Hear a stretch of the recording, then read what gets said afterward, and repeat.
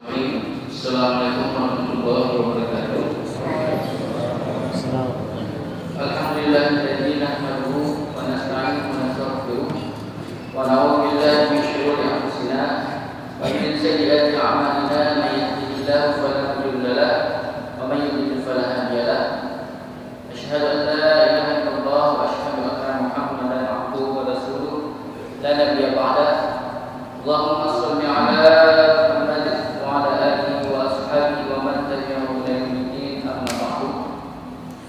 puji dan syukur senantiasa kita limpahkan kehadirat Allah Subhanahu wa taala atas segala limpahan rahmat-Nya, karunia-Nya dan nikmat-Nya kepada kita semua, sehingga pada subuh yang berkah ini kita masih diberikan kesempatan oleh Allah untuk hadir di tempat yang mulia ini.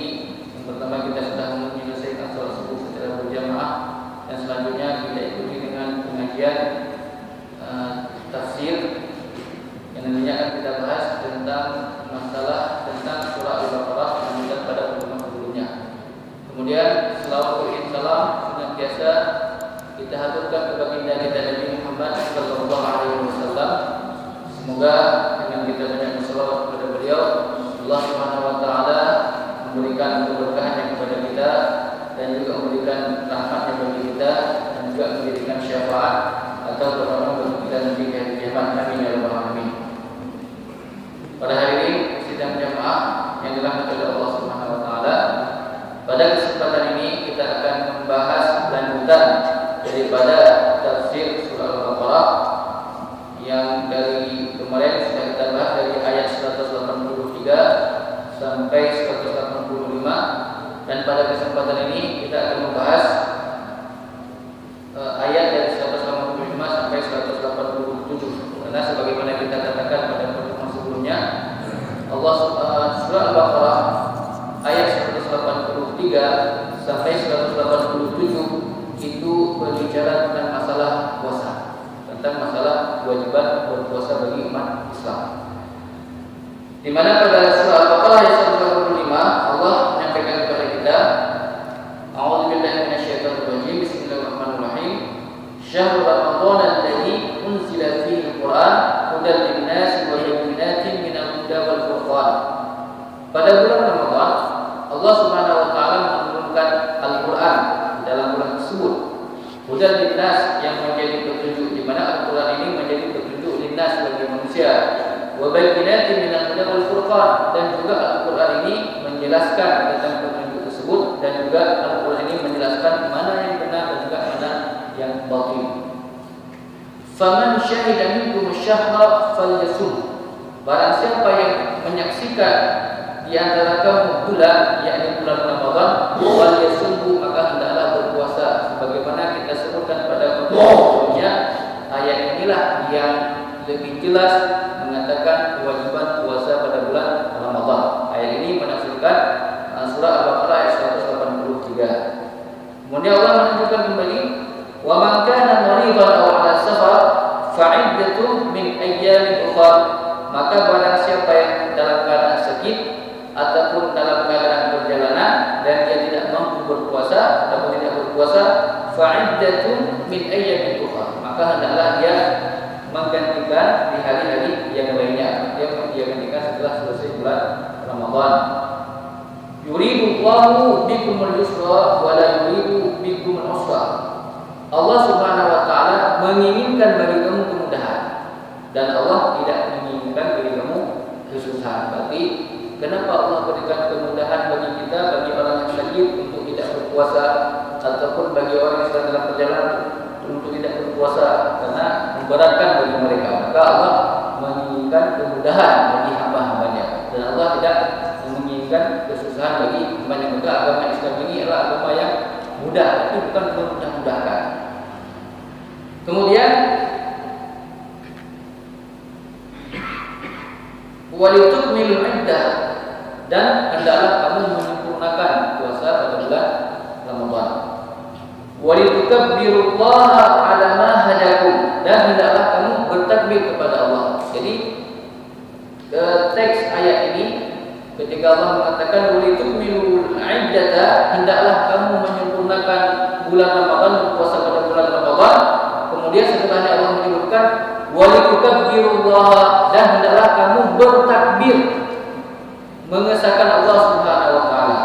Nah, di sini para ulama menyebutkan bahwasanya walitukabbilullah itu adalah dalil tentang merayakan hari Idul Fitri. Karena kita kalau sudah masuk Idul Fitri 1 Syawal, maka kita bertakbir. Nah, itu syarat ain. Jadi setelah selesai Ramadan, walitukabbilullah ala ma hadakum, dan hendaklah kamu bertakbir membaca Allahu Akbar. Takbir itulah membaca Allahu Akbar, membesarkan Allah Subhanahu wa taala. Ala ma hadakum, dari apa yang Allah berikan petunjuk kepada kamu. Wala'allakum tashkurun, supaya kamu menjadi orang-orang yang bersyukur. Ini pada akhir ayat ini, ayat 185, itu adalah dalil tentang kita merayakan hari raya Idul Fitri setelah kita menyelesaikan puasa pada bulan Ramadan. Tentu bagi orang yang melaksanakan puasanya dengan penuh, bukan bolong-bolong. Berarti kalau dia bolong-bolong, berarti tidak ada keinginan baginya untuk menggabungkan Allah Subhanahu wa taala. Tapi orang yang berpuasa dengan benar-benar ikhlas karena Allah, maka pada hari Idul Fitri dia akan senantiasa mengagungkan Allah Subhanahu wa taala. Maka dianjurkan bagi kita kalau sudah selesai pada malam 1 Syawal, kita ini bertakbir sampai selesai salat Idul Fitri. Kemudian pada ayat 186 Allah katakan, wa idza sa'alaka 'ibadi 'anni fa inni qarib ujibu da'watad da'i idza da'an falyastajibu li wal yu'minu bi la'allahum yarshudun. Wa idza sa'alaka 'ibadi, dan apabila hamba-Ku meminta kepadaku, anni fa inni qarib, sesungguhnya aku ini dekat dengan Allah. Jadi Allah Subhanahu wa taala dalam ayat yang berbicara tentang masalah puasa menyisipkan tentang masalah doa. Ini ada keutamaannya. Kenapa Allah Subhanahu wa taala dari dalam membicarakan tentang masalah puasa, di situ Allah menyisipkan masalah doa. Wa idza sa'alaka 'ibadi 'anni fa inni qarib, apabila hamba-Ku meminta kepadaku, fa inni qarib, kata Allah, sesungguhnya aku dekat. Di sini para ulama menyebutkan bahwasanya bulan Ramadan Allah sangat dekat dengan hambanya. Bagi siapa yang berdoa pada bulan Ramadan dan dia dalam keadaan berpuasa, maka Allah akan mengabulkan apa yang dia minta. Karena nanti kalau kita temukan hadis, salah satu dikabulkannya doa adalah seseorang ketika berbuka puasa, Idul Fitri. Jadi ketika sudah mau berbuka puasa itu dikabulkan doa. Begitu juga pada waktu sahur dikabulkan doa. Begitu juga selama bulan Ramadan Allah akan mengabulkan doa hamba-hambanya. Dan dalam ayat ini Allah katakan ibadi. Biasanya kalau dikatakan ibadi itu adalah lafaz yang Allah gunakan bagi hambanya itu dengan ada rasa kasih sayang. Allah katakan ibadi, bukan khalqi. Kalau khalqi makhlukku, tapi ibadi, berarti Allah ketika menggunakan ibadi, kata ibadi, di situ ada rasa kasih sayang Allah kepada hambanya. Beda dengan Allah menggunakan abdi. Kalau abdi itu budak, tapi kalau ibadi, dia hamba tapi Allah sayang sama dia. Tapi kalau abdi itu biasa saja. Tapi kalau ibadi ada rasa kasih sayang Allah bagi hambanya. Maka Allah sangat cinta kepada hamba-hambanya, apalagi pada bulan Ramadan. Apabila mereka meminta kepadaku pada bulan Ramadan ini, kata Allah, fa inni qarib, sesungguhnya aku dekat. Dekat itu mana? Sangat dekat sekali. Fa inni qarib, kata Allah. Ujibu da'watad da'i idza da'an, aku kabulkan apa ya mereka minta. Ujibu da'watad da'i idza da'an, aku kabulkan apa yang mereka minta, kata Allah pada bulan Ramadan. Maka Allah menyisipkan ayat ini pada ayat-ayat yang berbicara tentang masalah puasa bulan Ramadan. Kemudian falyastajibuli, hendaklah kalian meminta kepadaku. Falyastajibuli wa yu'minu bi, dan hendaklah kalian beriman kepadaku. La'allahum yarshudun, maka kalian mendapatkan petunjuk ataupun kalian akan menjadi orang-orang yang senantiasa mendapatkan bimbingan dari Allah Subhanahu wa taala. Maka jangan sia-siakan bulan Ramadan yang kita lewati ini, tinggal 13 hari lagi ya. Tinggal 13 hari lagi, maka pergunakanlah dengan sebaik-baiknya. Karena pada bulan Ramadan ini 1 detik saja itu sangat besar keutamaannya. Maka sejak kita beribadah kepada Allah, selesai salat, selesai baca Quran pada malam hari, itu jangan lupa berdoa kepada Allah Subhanahu wa taala. Umar bin Khattab radhiyallahu anhu, beliau setiap tiba bulan Ramadan selalu beliau minta ampun kepada Allah Subhanahu wa taala. Setiap saat beliau minta ampun. Karena yang paling afdal doa kepada Allah adalah doa minta ampun. Pertama kita minta doa untuk akhirat kita dulu. Kemudian baru kita minta doa untuk dunia kita, urusan dunia kita. Pertama akhirat kita, kemudian baru dunia kita. Kalau kita minta dunia dulu bagaimana? Boleh juga, tapi afdalnya kita minta urusan akhirat kita, kemudian baru kita minta untuk urusan dunia kita. Kita minta ampun kepada Allah, kemudian baru kita minta untuk segala urusan dunia kita.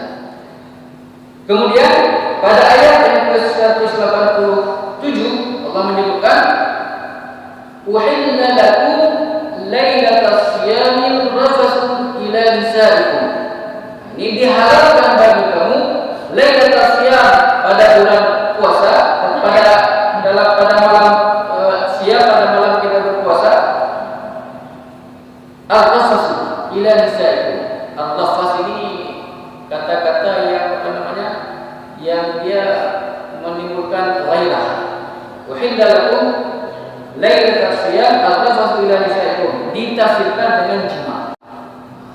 Itu al-rafas. Jadi di sini Allah tidak mengatakan langsung dengan berhubungan, tapi Allah mengatakan dengan rafas. Rafas itu kata-kata yang misalnya saya seperti itu, tapi tidak Allah mengatakan langsung jima. Maksud rafas di sini para ulama mendasarkan itu adalah jima, berhubungan suami istri.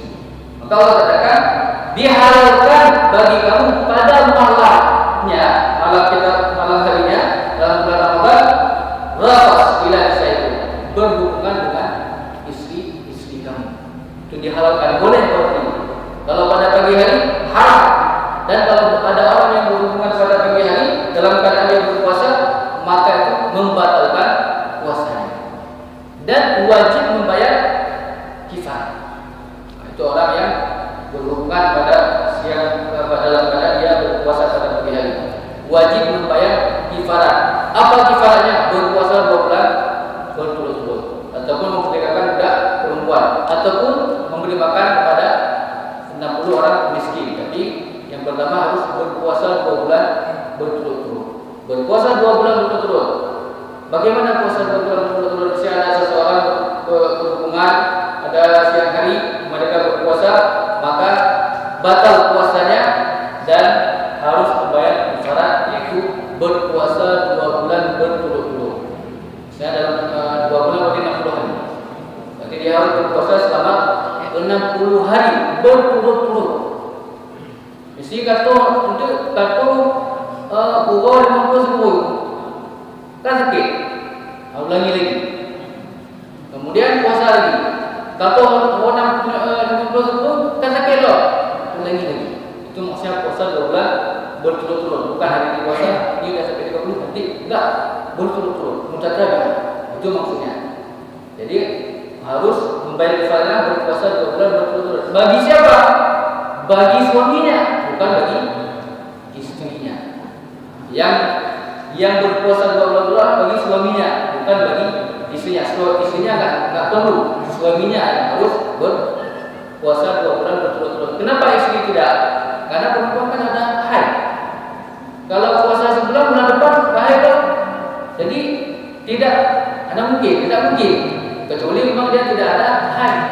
Karena perempuan setiap bulan ada haidnya. Misalnya dalam bulan ini sudah puasa selama 20 hari sudah berhalangan. Kemudian harus lagi. Kemudian puasa lagi, besok puasa lagi. Jadi hanya menjadi. Jadi puasa 2 bulan berturut-turut bagi perempuan tidak hanya saja menjadi, karena selalu terhalang. Maka kewajiban membayar kifarah orang yang berhubungan pada siang hari dalam keadaan mereka berpuasa di bulan Ramadan itu adalah suaminya yang membayarnya. Kalau memang memang tidak mampu berpuasa bagaimana? Maka makan kepada 60 orang miskin. Itu kalau tidak mampu. Kalau tidak mampu makan kepada 10 orang miskin. Ada salah seorang sahabat Rasulullah SAW, dia berbuka dengan istrinya pada siang hari, kemudian dalam keadaan pada bulan Ramadan, kemudian beliau mengadu kepada Nabi, ya Rasulullah, saya sedang berhubungan bagaimana? Puasa tidak mampu ya. Kemudian dia bilang tidak mampu, saya tidak mampu puasa. Oh, boleh makan kepada orang miskin, saya miskin. Kalau puasa mampu, mau dimakan kepada orang miskin juga tidak mampu karena dia miskin. Ini bagaimana? Kemudian dia mengatakan nafkahkan istri. Nafkahkan istri. Nafkah itu pun ada dekat lain. Disuruh cari yang paling miskin dari dia, nggak ada juga yang paling miskin dari dia. Berarti di situ Nabi memberikan beberapa makanan kepada beliau, kemudian katanya ini kamu berikan untuk keluargamu, karena kamu yang paling miskin di sini. Itu kemudahan yang Allah berikan kepada yang Rasulullah SAW juga berikan kepada para sahabatnya. Karena beliau tidak tahu, maka beliau bertanya kepada Nabi, dan Nabi memberikan solusinya. Kemudian Allah menyebutkan lagi, kunna libasul lakum wa antum libasul lahum. Mereka itu perempuan dari istrimu, libasul lakum, pakaian bagimu, wa antum libasul lahum, dan kamu adalah pakaian bagi mereka. Ini adalah bahasa Al-Quran. Jadi Allah Subhanahu Wa Taala ketika menyebutkan tentang masalah yang yang intim ataupun yang surga, Allah tidak menyebutkan dengan bahasa yang kasar, tapi Allah menyebutkan dengan bahasa yang sangat halus. Apa bahasa yang sangat halus? Hunna libasul lakum. Mereka itulah pakaian bagimu, wahai suami. Perempuan, istrimu adalah pakaian bagi kamu, wahai suami. Wa antum libasul lahum, dan kamu adalah pakaian bagi mereka. Jadi bukan Allah menggunakan dengan kata berhubungan segala macam, tapi Allah menggunakan dengan kata yang sangat halus, dengan kiasan, dengan majas. Orang Arab sudah paham.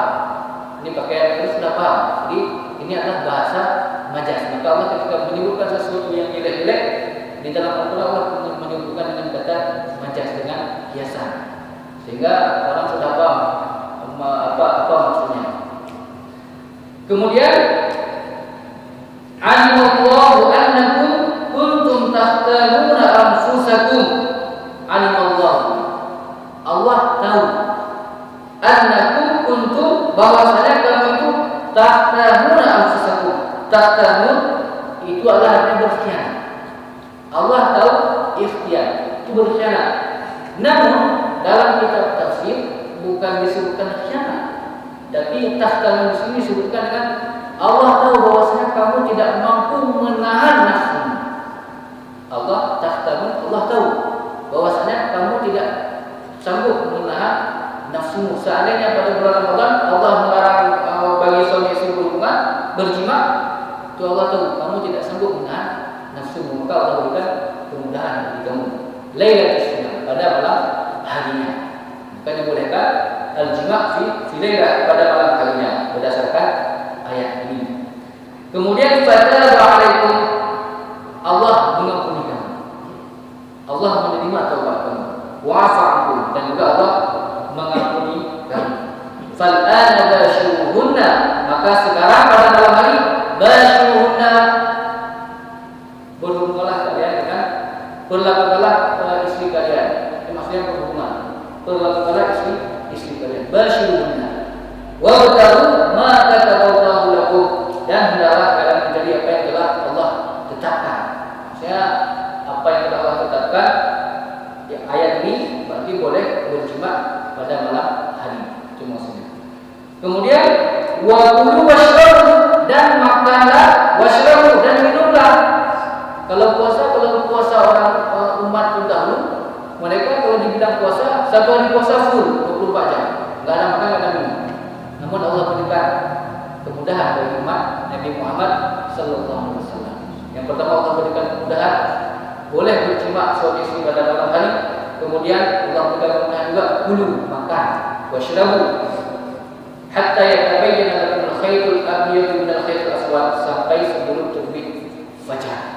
Jadi Allah berikan kemudahan bagi kita juga, kita boleh makan pada malam hari. Kemudian ada makan sahur lagi. Nabi menyebutkan, tasahur, makan sahur, fa inna sahur barakah, karena sesungguhnya pada sahur itu ada, pada waktu sahur adalah ada keberkahan. Disunahkan lagi bagi kita makan sahur, karena dalam makan sahur itu, makan pada waktu sahur itu ada keberkahan. Inilah kemudahan rahmat Allah yang Allah berikan kepada umat Nabi Muhammad sallallahu alaihi wasallam. Summa atimmu siyama ila lail, kemudian kalian sempurnakanlah puasa sampai terbenamnya matahari. Wala tubashiruhunna, ini dalil yang melarang, janganlah kalian berhubungan dengan istri kalian pada siang hari sedangkan kalian dalam keadaan berpuasa. Berarti larangan. Ini larangannya. Allah melarang. Kalau ada orang yang juga berhubungan, berjima, maka itu hukumnya adalah berdosa. Puasanya batal, wajib bayar kafarat. Kafaratnya puasa 2 bulan berturut-turut.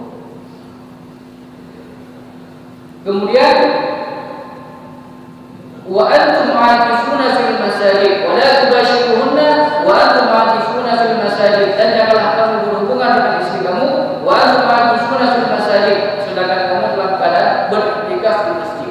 Ayat ini juga berbicara tentang melakukan iktikaf di masjid pada bulan Ramadan. Ini kan masih dalam ayat bulan Ramadan, ayat puasa bulan Ramadan. Berarti iktikaf itu bukan hanya dari hadis Nabi, tapi juga dari Al-Quran. Apa dalilnya? Wa antum ma'akifuna fil masjid, dan kamu menetap di masjid, beriktikaf di masjid. Maka kalau kita pakai mazhab Syafi'i, setiap kita masuk ke masjid, niatkan iktikaf, itu sudah dikatakan iktikaf. Beda dengan mazhab yang lainnya. Mazhab lain itu iktikaf 10 dianjurkan, beriktikaf 10 akhir Ramadan. Tapi kalau mazhab Syafi'i masuk masjid, kita niat iktikaf, walaupun hanya beberapa menit, 5 menit, teman kita hendak salat masuk masjid, kita niatkan iktikaf, itu sudah dianggap kita beriktikaf. Pergi pada bulan Ramadan. Tilka hukmullah fala taqrabuha, itu adalah hukum Allah Subhanahu wa taala.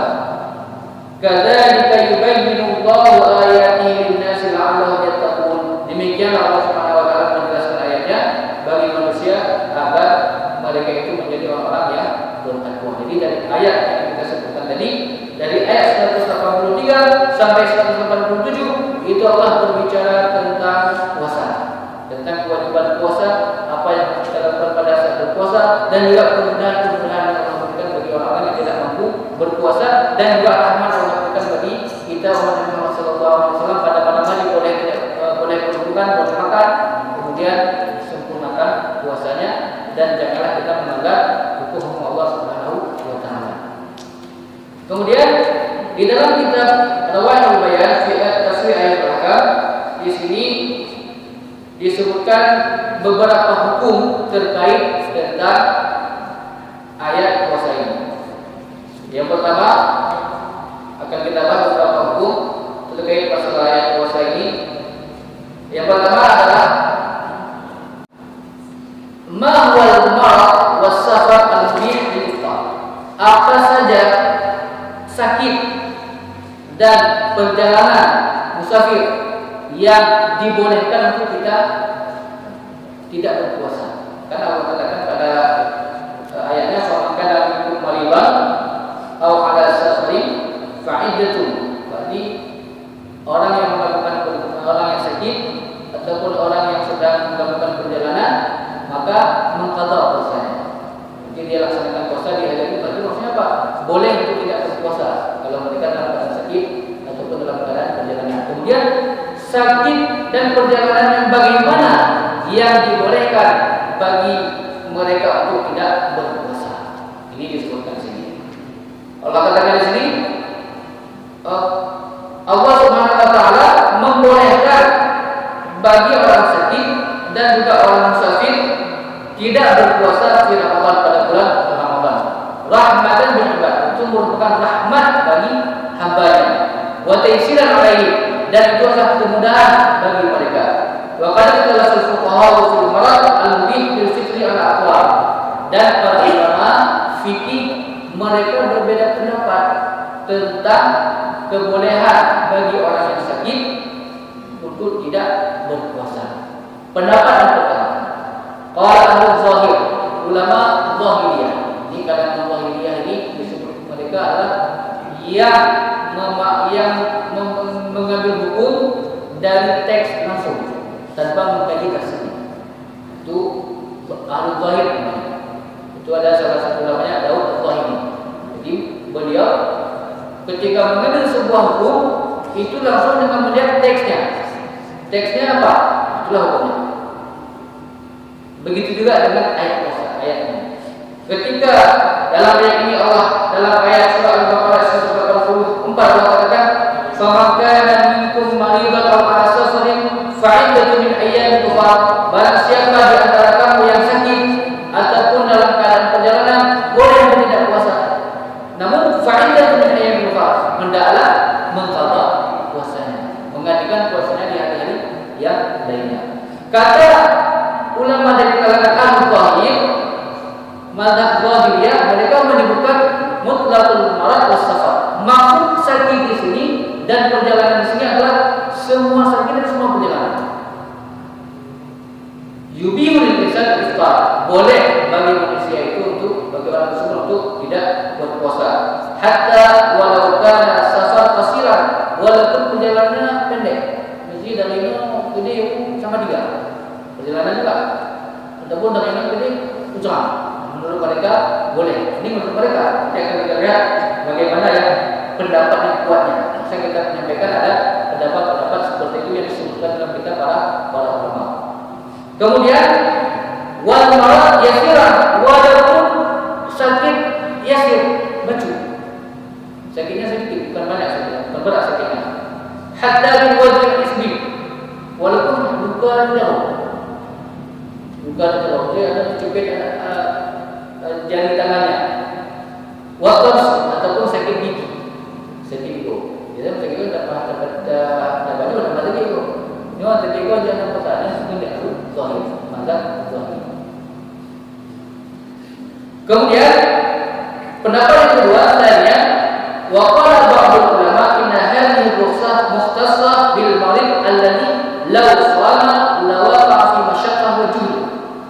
Pendapat yang kedua disebutkan bahwasanya sebagian ulama mengatakan rukhsah keringanan bagi orang yang sakit ataupun orang yang melakukan perjalanan itu untuk tidak berpuasa, maksudnya adalah sakit law shama, seandainya dia berpuasa maka akan mendapatkan kesulitan begini. Itu maksud sakitnya. Jadi sakitnya ada definisinya juga, bukan sakit semua sakit, tapi ada definisinya. Apa sakit yang dimaksudkan? Sakit law shama, seandainya dia berpuasa, lawa maafi masyaqqah wujudi, maka dia akan mendapatkan kesulitan. Misalnya sakit demam, sakit demam, kalau dia puasa mendapatkan kesulitan enggak? Kalau mendapatkan kesulitan boleh itu tidak berpuasa. Ataupun sakit kepala pening dia mendapatkan kesulitan enggak kalau dia berpuasa? Kalau mendapatkan kesulitan ataupun berat bagi dia untuk tidak untuk berpuasa, maka boleh untuk tidak berpuasa. Wa kadzalika al-musafir alladhi yuridu safar wa yujhidu, begitu juga dengan orang yang melakukan perjalanan. Kalau dia melakukan perjalanan dan memberatkan bagi dia kalau dia berpuasa, maka boleh juga untuk tidak berpuasa. Misalnya kita perjalanan dari Lombok ke Banda Aceh, itu berat tak? Kalau berat boleh untuk tidak berpuasa. Tapi kalau perjalanan dulu kan anda pakai auto. Kalau perjalanan dulu ada yang jalan kaki, ada yang pakai kuda, ada yang pakai kuda. Itu perjalanannya kalau dari Lombok ke Banda kan bisa jadi 2 hari 1 malam. Yang pakai kaki dari awal mana? Jadi kunci kita katuh. Apakah ketika kita melakukan perjalanan 4 jam tersebut berat bagi kita? Kalau berat, boleh tidak berpuasa. Tapi kalau tidak berat, tetap berpuasa afdal. Wa antasum khairan. Berpuasa itu lebih baik bagi kita. Kemudian saya lihat pendapat yang ketiga, dzahaba al-fuqaha ila anna al-marad al-mubin al-fitri wal marad al-shadid alladhi yuaddi ila dararin fi nafsi. mayoritas para ulama maksud daripada boleh tidak berpuasa bagi orang yang sakit di sini adalah sakit yang dalam keadaan sakit keras, sakit yang memang menyebabkan kalau dia berpuasa menyebabkan bahaya bagi dirinya. Bagaimana bahaya bagi dirinya? Nyoji puasa, gagal puasa mati, meninggal. Itu yang dibolehkan untuk tidak berpuasa. Kalau dia berpuasa bisa menyebabkan penyakit yang bertambah ataupun yang meninggal dalam menyakiti dirinya sendiri. Atau dia tidak mau share mahu barang ataupun kalau dia berpuasa akan sembuh lagi begitu. Kalau puasa ada anak boleh sakit, tapi anak boleh itu maksudnya. Sedangkan musafir wasafar tawil alladhi yuaddi ila masyaqqah al-ghalib. Sedangkan perjalanan itu adalah maksudnya perjalanan yang tawil, panjang. Dan perjalanan yang panjang ini yuaddi ila masyaqqah, biasanya pasti berat. Misalnya anda tidak di Jakarta, untuk enak tu, ini kan muang ni. Puncak Medan tadi, ada untuk enak tu, dia kan mendekat, memang berat. Kalau ada masyaqqah itu. Dan perjalanan yang panjang. Nanti ada juga perjalanannya pendek, tapi berat-berat. Pekan hanya motor, beda lagi. Saya ada perjalanan, mana jak dari Bakunyo ke Mapuji, harus melewati gunung, yang gunungnya luar biasa. Tapi menjadi eksawat.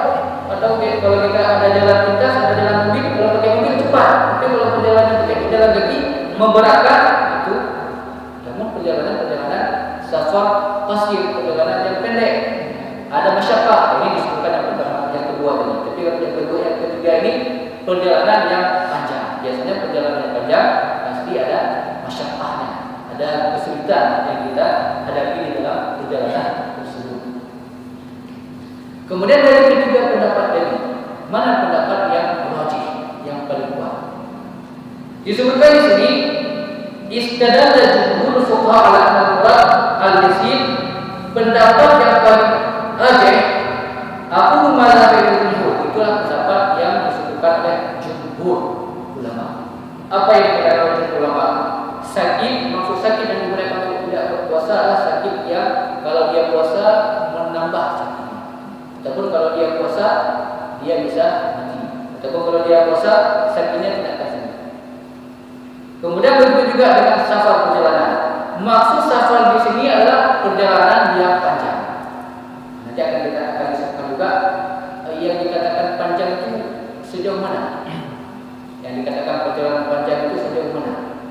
Jarak itu sejauh mana.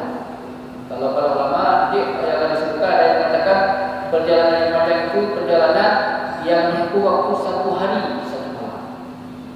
1 hari 1 malam. Ada juga menyebutkan perjalanan yang panjang itu adalah yang menempuh waktu 2 hari 2 malam. Ada juga menyebutkan perjalanan yang panjang itu adalah menempuh hari 3 hari 3 malam. Kemudian ada juga yang menyebutkan perjalanan yang panjang itu perjalanan 16 farsah. 16 farsah itu sama dengan 85 ataupun 90 km. Itu ada yang menyebutkan. Perjalanan panjang berarti kalau 85 sampai 90 km atau lebih, maka itu sudah dikatakan perjalanan yang panjang. Dan jika menyebutkan perjalanan yang panjang, perjalanan dibolehkan mengqasar salat. Sedangkan perjalanan yang dibolehkan mengqasar salat itu adalah perjalanan yang ditempuh 16 farsah, 85 atau 90 km. Itu yang dikatakan safar tawil, perjalanan yang panjang. Kalau dikatakan perjalanan panjang, berarti apakah di situ ada masyaqqah atau tidak ada masyaqqah, maka boleh untuk tidak berpuasa. Apalagi di dalamnya ada masyaqqah.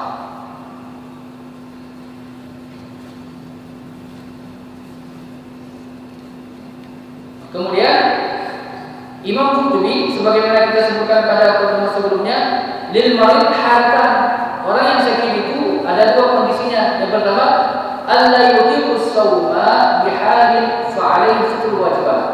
Orang yang memang tidak mampu sama sekali berpuasa. Dia sakit, tapi sakitnya memang tidak mampu sama sekali berpuasa, maka wajib bagi dia untuk tidak berpuasa. Itu orang yang sakit. Menurut Imam Qurtubi seperti itu. Jadi orang yang sakit tidak mampu berpuasa, maka wajib bagi dia untuk tidak berpuasa. Kemudian ada juga orang yang sakit ayat dua ala suami ditolak. Dia mampu berpuasa, kondisi fisiknya mampu, tapi dalam perjalanan puasanya bisa menambah kesulitan bagi dia. Fahada yustahabu al-fitr.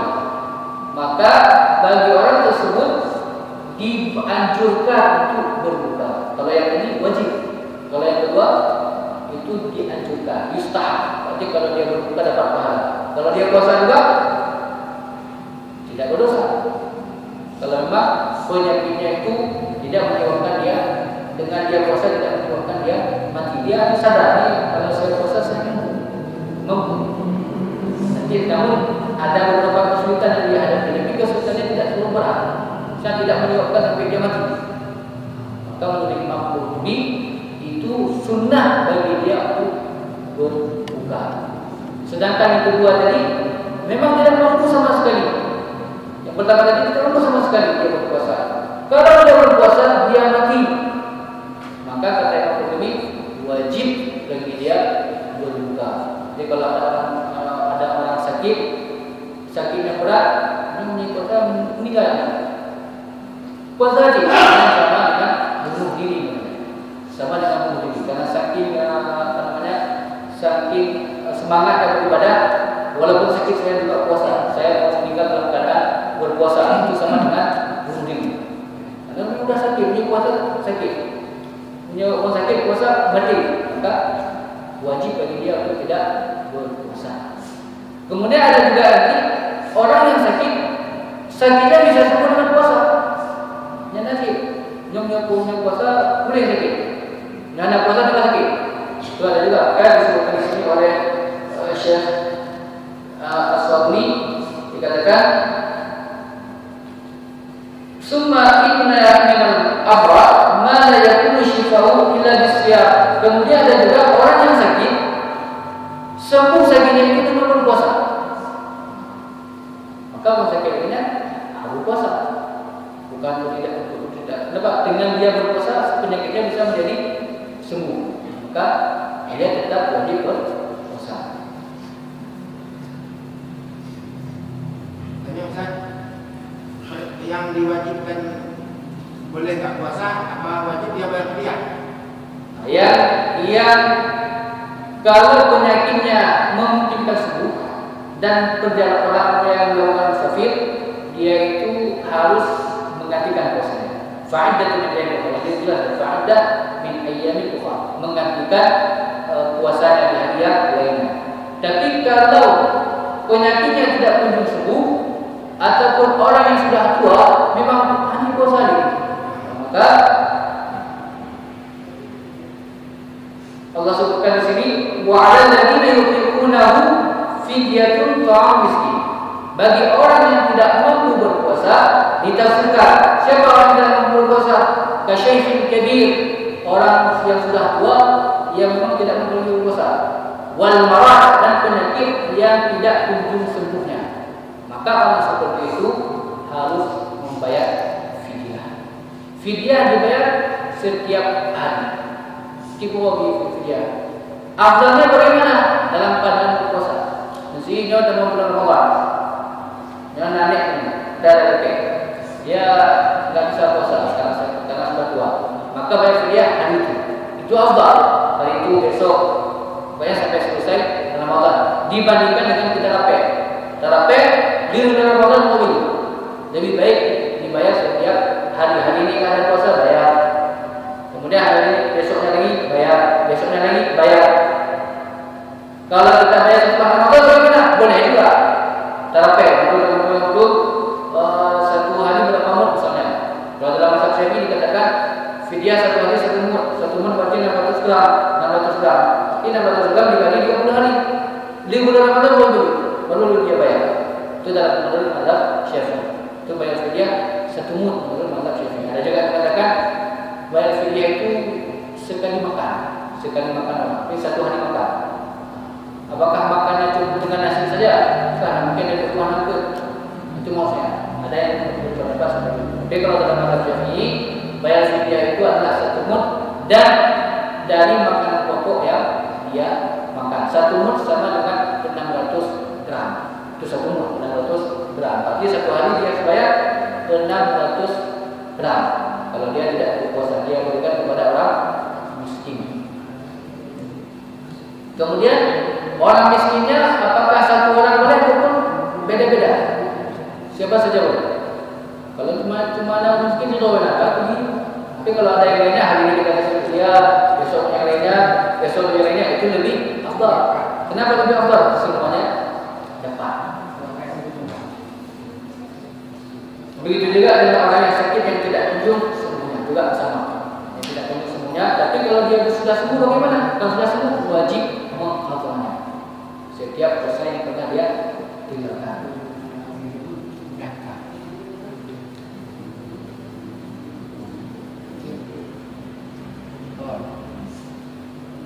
Nah, kemudian yang selanjutnya, hal yajibu qada'u syiyam mutatabi'an. Apakah ketika kita mengqadha puasa, orang yang meninggalkan puasa dan ada puasa pada bulan Ramadan, wajib dia qadha secara berturut-turut? Misalnya ada wanita haid ataupun ada orang sakit pada puasa. Misalnya dia ada puasa selama 10 hari. Selesai Ramadan, ketika dia mengqadha puasa tersebut, apakah dia harus mengqadha setiap berturut-turut? Misalnya masuk bulan Syawal, hari ini puasa, besok sampai 10 hari, ataupun boleh terpisah-pisah. Hari ini puasa minggu depan puasa, minggu depan sampai 10 hari. Mana yang seharusnya? Maka pertanyaan yang disebutkan, hal yajibu qada'u syiyam mutatabi'an. Apakah wajib mengqadha puasa itu dengan hari berturut-turut, dengan berturut-turut? Dia mengqadha puasa secara berturut-turut. Apakah itu sebuah kewajiban ataupun bukan kewajiban? Dijawab di sini, dzaba Ali wa Umar wa Syafi'i.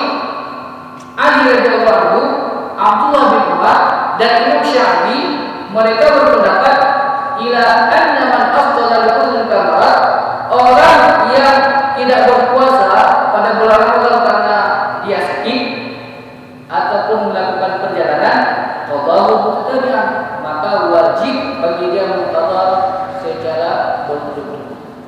Maksudnya tak ada selang-selang.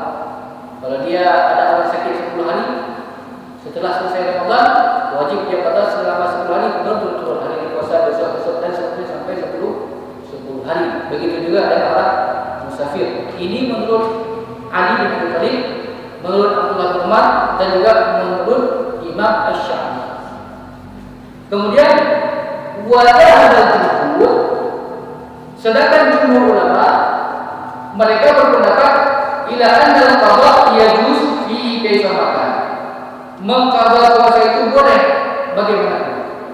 Boleh selang, apakah dia setelah Ramadan dia qadha dulu ataupun nanti, itu dia juga tidak masalah, asalkan jangan kalau kamu meninggal jangan bagi puasa. Saya tidak boleh. Maka anjuran untuk mengqadha puasa kan biasanya kalau perempuan itu yang berhalangan sedang buka kalau dia tidak mengqadha setelah selesai Ramadan. Pada bulan Syawal dia akan mengqadhanya. Itu biasa sedang besok sampai tiba bulan Syawal, kalau kita Ramadan mengalami masalah. Itu kebiasaan banyak seperti itu. Biasanya sehingga sekarang puasa nggak tahu lagi berapa hari saya puasa berapa hari sudah saya dekat atau tidak, sudah kedua hari tadi. Makanya afdalnya kita mengqadha puasa kita kapan? Setelah selesai Ramadan, masuk bulan Syawal, 2 Syawal, 3 Syawal dan seterusnya, itu langsung kita mengqadha puasa kita. Sehingga kita tidak lupa. Kalau lupa berdosa kita berdosa. Seandainya kita melalaikannya. Lupa karena melalaikannya. Padahal kita sudah tahu selesai Ramadan ini kita puasa. Pokoknya besok sampai sudah akhir bulan Syawal, Ramadan puasa. Belum sudah kembali lagi maksudnya. Itu dia berdosa. Mana lebih diutamakan, puasa Syawal atau puasa ganti dulu? Puasa ganti, puasa wajib dulu. Yang wajib itu harus didahulukan daripada yang sunnah.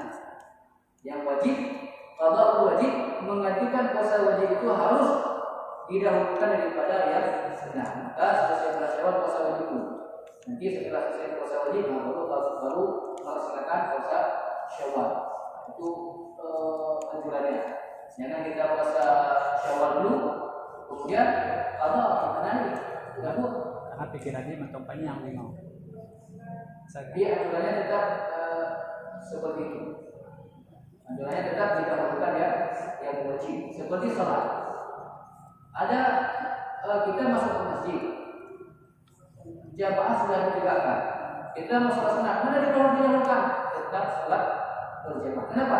Sholat berjamaah itu hukumnya, sholat berjamaah sesuai waktu hukumnya wajib, sedangkan sholat tahiyyatul masjid itu hukumnya sunat. Maka didahulukan ya yang wajib. Begitu juga dalam sholat. Ketika kita sholat, kita lupa dulu tasyahud awal, ataupun kita lupa baca iftitah, langsung kita baca al-fatihah. Kalau sudah didahulukan yang wajib, nggak boleh lagi ya yang sunnah. Dalam terjadi seperti itu, maka dahulukan yang wajib daripada yang sunnah. Kerjakan yang wajib dulu. Kalau beradu antara wajib dengan sunnah, maka kerjakan yang wajib, baru kerjakan yang sunnah. Tadi Ustaz, menggantikan puasa, sakit, kemudian dalam puasa itu meninggal, ahli warisnya menggantikan atau bayar fidyah aja atau bayar fidyah dari hari yang mana dia tinggalkan yang sakit tadi. Yang sakit tadi yang tidak sakit itu Jadi nggak menggantikan ya? Bukan menggantikan, bayar fidyah. Nanti ada juga yang menunjukkan kalau memang dia tidak mampu, ada ahli warisnya meninggal dan dia ahli warisnya ada mampu. Di sini ada dalil, namun hadisnya hadis dhaif. Boleh berpuasa untuk ahli waris. Sama kayak dikiaskan juga dengan haji. Haji adalah orang yang boleh haji, boleh dihajikan. Boleh seperti itu. Namun tetap kalau memang dia membutuhkan ya fidyah, ahli warisnya membayar fidyah kepada keluarga yang pernah meninggalkan puasa karena sakit, itu harus bayar fidyah. Dilaksanakan oleh ahli waris.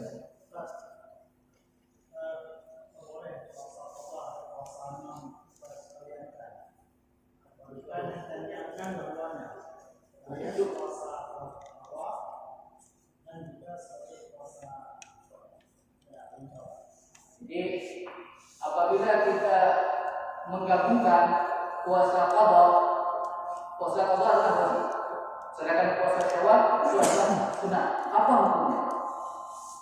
Kalau menurut mazhab Syafi'i, dalam hal puasa dibolehkan. Ini malah hukum. Sedangkan mazhab yang lainnya tetap harus berpisah. Puasa qadha didahulukan, kemudian puasa Syawal. Kalau mazhab Syafi'i, ada orang puasa Syawal, dia niat Syawal, kemudian dia niat qadha. Dia niat qadha dulu, kemudian niat Syawal. Kalau seperti itu, menurut mazhab Syafi'i itu ada membolehkan. Bahkan kalaupun dia tidak berniat puasa Syawal, dia puasa qadha pada bulan Syawal sudah mendapatkan pahala puasa Syawal. Itu dikiaskan ke salat. Ketika seseorang masuk ke masjid, kan ketika kita masuk ke masjid dianjurkan salat tahiyatul masjid. Rupanya imam sudah salat wajib, sudah salat lima waktu berjamaah. Kemudian langsung kita masuk bersama dengan imam. Apakah kita mendapatkan pahala sunnah tahiyatul masjid? Itu kita mendapatkannya.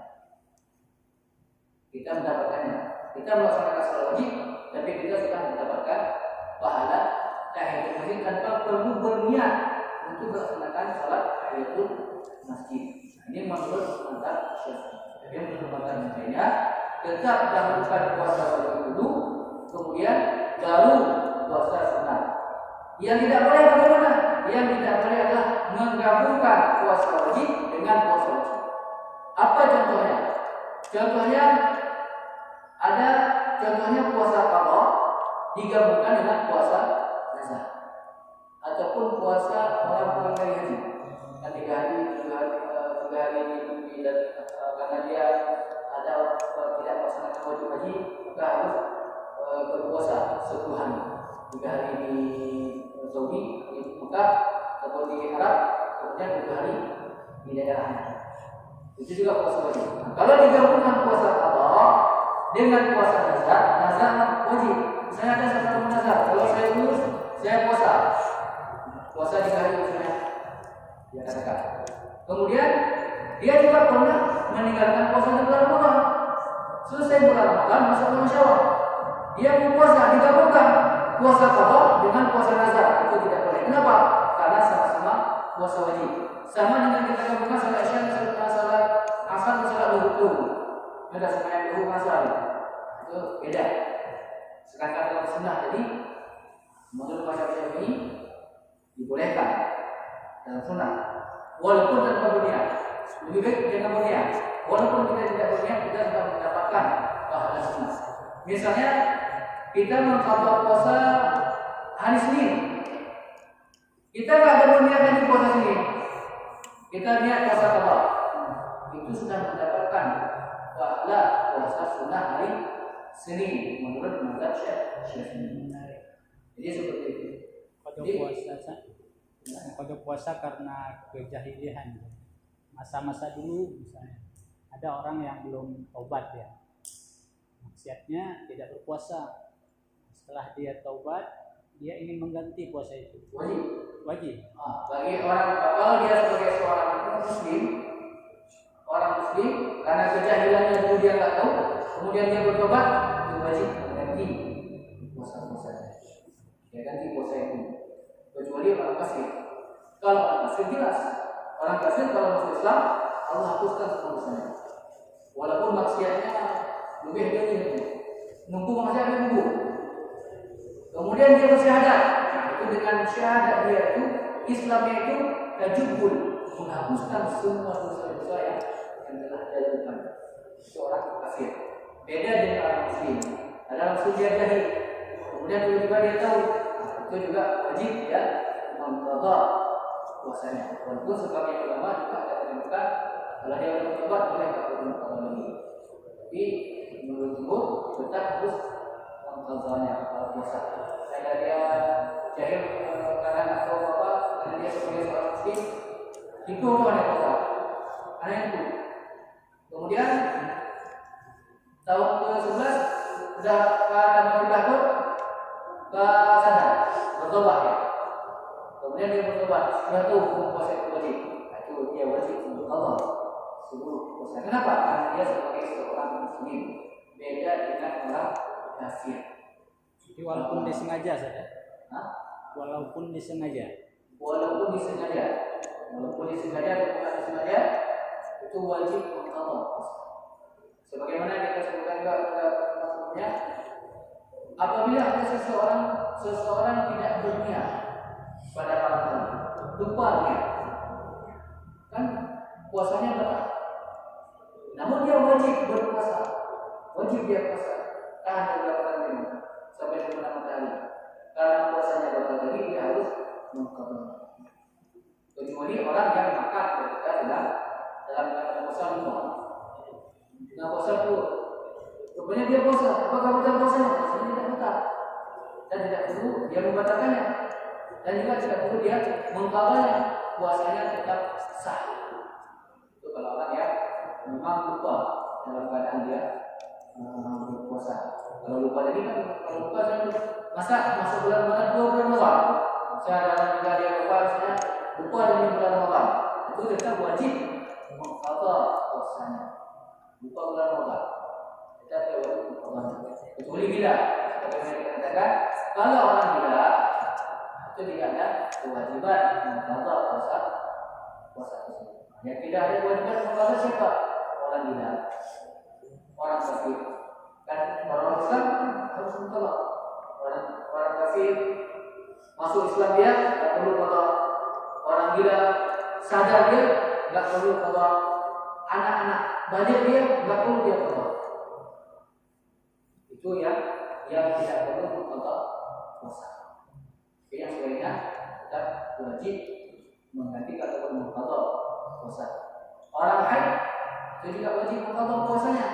Yang tidak wajib mengqadha adalah salatnya. Bagaimana saya sebutkan, kunna nu'maru bi qadha'i siyam wa la nu'maru bi qadha'i salat. Kami diperintahkan oleh Nabi mengqadha puasa, tapi kami tidak diperintahkan mengqadha salat kami. Puasa wajib.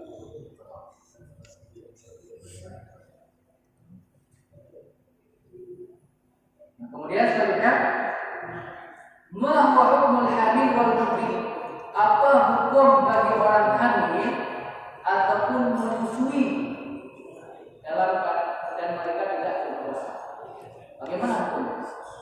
Orang hamil, al-habla wal muhrim idza fasada ala khusima aw ala walidayhima afqarata.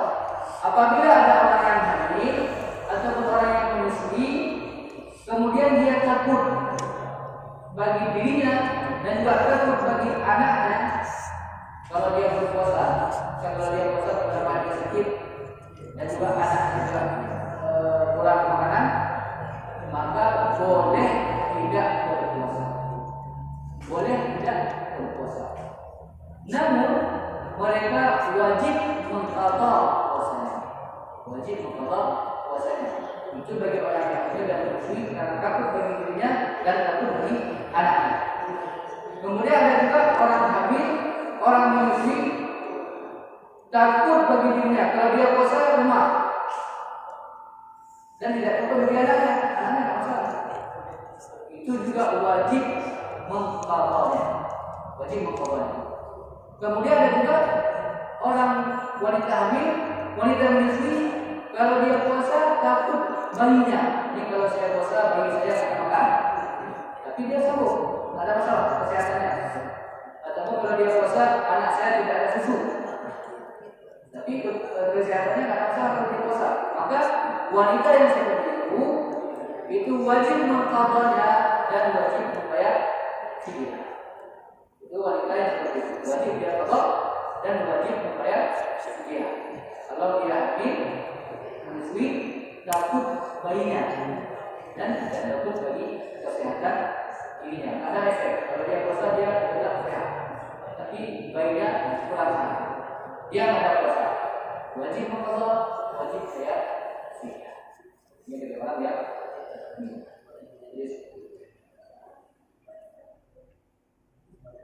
yang ada pertanyaan selanjutnya, ini masalah puasa.